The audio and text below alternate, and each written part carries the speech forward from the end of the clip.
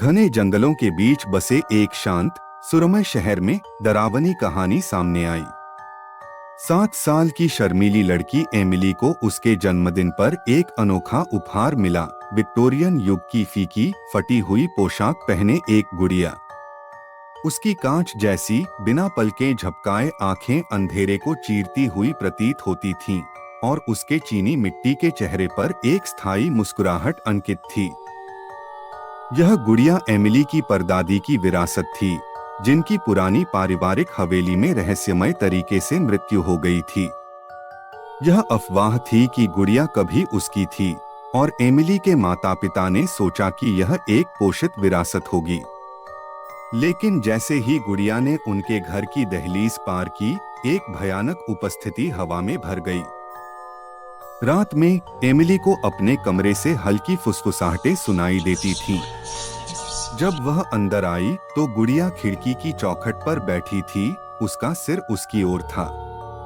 वह कसम खाएगी कि उसने इसकी आंखों को हिलते देखा है।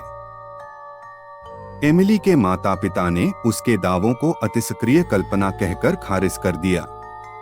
एक शाम एमिली की मां सारा घर में अकेली थी।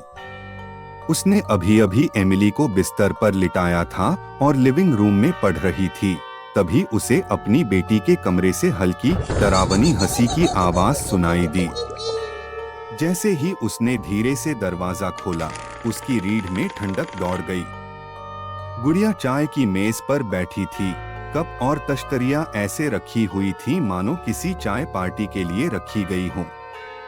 सारा ने भयभीत होकर देखा जब गुड़िया का सिर उसकी ओर मुड़ गया। उसके रंगे हुए होंठ एक मुस्कुराहट में खिंच गए जो असंभव रूप से चौड़ा लग रहा था।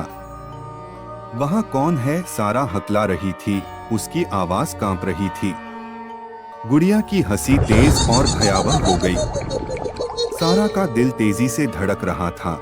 वह गुड़िया को बाहर फेंकने के लिए उसके पास पहुंची, लेकिन जैसे ही उसने उसे छुआ, एक तीव्र ठंडक ने उसके हाथ को जकड़ लिया और गुड़िया की आंखें बुरी तरह लाल हो गईं।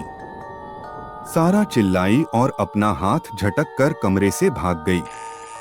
घबराई हुई सारा ने अपने पति मार्क को समझाने की कोशिश की कि गुड़िया के साथ कुछ बहुत गलत हुआ है। लेकिन मार्क, एक तर्कसंगत व्यक्ति, ने तनाव और थकावट के परिणामस्वरूप उसके डर को खारिज कर दिया।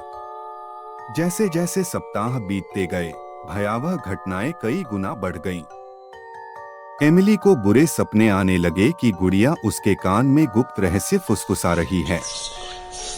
उसका वजन कम होने लगा और ऐसा लगने लगा कि वह अपने माता पिता की आंखों के सामने ही मुरझाने लगेगी। सारा के एक बार जीवंत स्वभाव की जगह निरंतर भय की स्थिति ने ले ली। एक दुर्भाग्यपूर्ण रात सारा ने फैसला किया कि उसे गुड़िया की बुरी उपस्थिति का हमेशा के लिए सामना करना होगा। वह धीरे धीरे एमिली के कमरे में दाखिल हुई। उसकी सांसें धीमी थीं और उसने गुड़िया को फिर से चाय की मेज पर बैठे हुए पाया। प्रार्थना करते समय सारा के हाथ कांपने लगे और वह गुड़िया की ओर बढ़ी।